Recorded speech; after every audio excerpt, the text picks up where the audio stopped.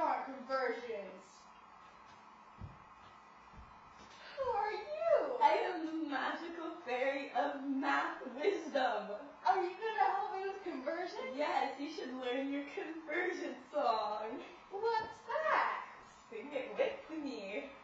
1 kilometer is 1,000 meters. 1 meter is 100 centimeters. 1 centimeter is 10 millimeters.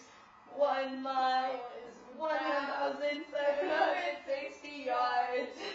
1 mile is 5,280 feet. 1 yard is 3 feet. 1 foot is 12 inches. And that's the end of my song. Oh, thank you. Now I get it. You're welcome. Okay, let's learn about geometric shapes. We have the triangles.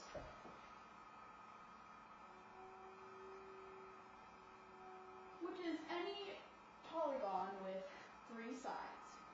And no holes. It's like that would not be a polygon. No, it's not. No. That's a polygon.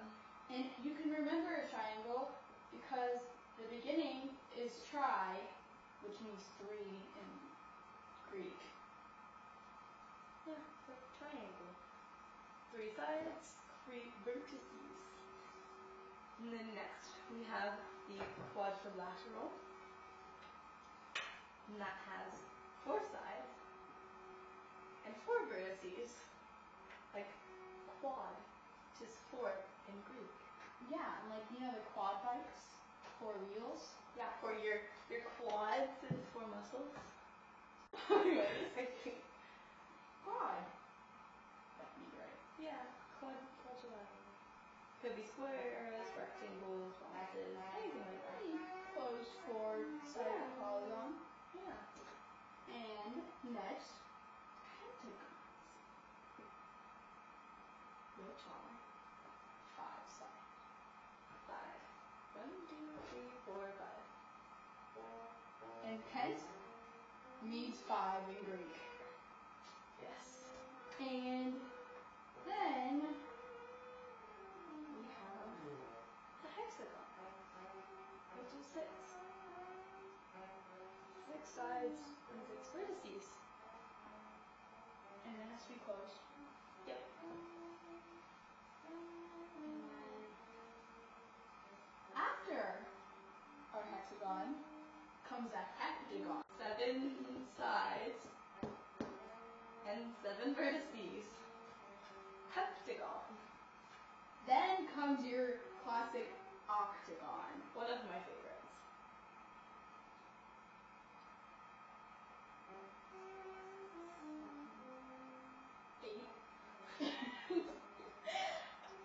Octagon.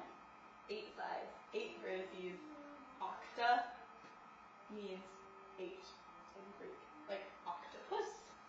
Yeah, octopus. They Has have oct. 8 legs. Yeah.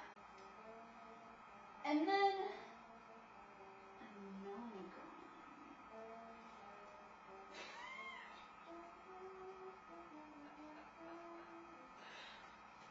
That's a vertice.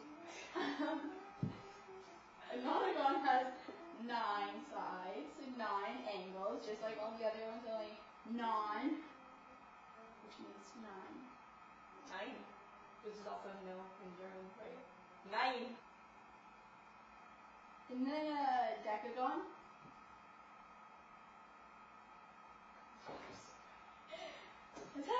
10 sides Magical and number. angles. Yeah. And we skip 11. I don't really know why, but it just doesn't have it. Doesn't It work. doesn't count. Yeah. And Then we go to the big one. finally, we have a dodecagon. Yeah. 1, 2. I can't have any part that's concave, so it can't go in anywhere. 4, 5, 6, 7, 8, 9, 10. That's 12. And then my favorite, the n-gon, which is anything you like above what we have previously listed. N-gon. So now we're going to take you on a little geometrical tour of the backyard to see what you could use geometry to apply to your backyard with. Okay, let's start with the pool. So, we wanted to find out how much water was in this pool. You would look at this pool and say, it is a cylinder.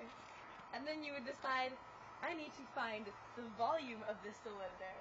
And so then, you would take the area of the outside of the cylinder, and then you would multiply it by the area inside the cylinder, by the height, and then you would get how much water it is. Yeah. Let's do trees, guys. If you wanted to find the surface area of this shed, you would cut it into two shapes, with the top half being a triangle on this side, because as you see it's different shapes. This side you would cut the triangle and find the area of the triangle, and then find the area of the square and add them together for both these sides. Then find the area of the front and back and top with the simple triangle surface area formula and the square surface area formula. And then, if you just think about all the geometric shapes you find in nature, look at the trees. Just imagine if you just cut all their branches off, they'd be cylinders. And it would be quite simple to find the volume of wood inside a tree. All you would need to do is apply the same technique we learned with the pool. Yep. So, find the area of the base, like the whole area, and then multiply it by the height. Then you know the tree. So if you wanted to, say, get a tire with like a 32-inch rim or something real big like that, you could just simply, if you didn't trust the person you're getting it from, you could find out the circumference all by yourself. And Megan will tell you the formula.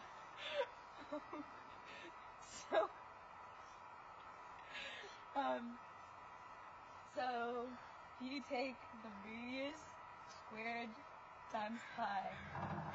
You get the area, and if you just measure the radius and you multiply it times 2, you get the diameter. So you multiply that times pi, and then you get the circle part. Circumference. Thank you, Shai. The surface area of this half of a frisbee, you would do pi r squared by simply measuring the radius and plugging it in, and then divided by 2, because it's not the whole thing, just half. Yep. That's what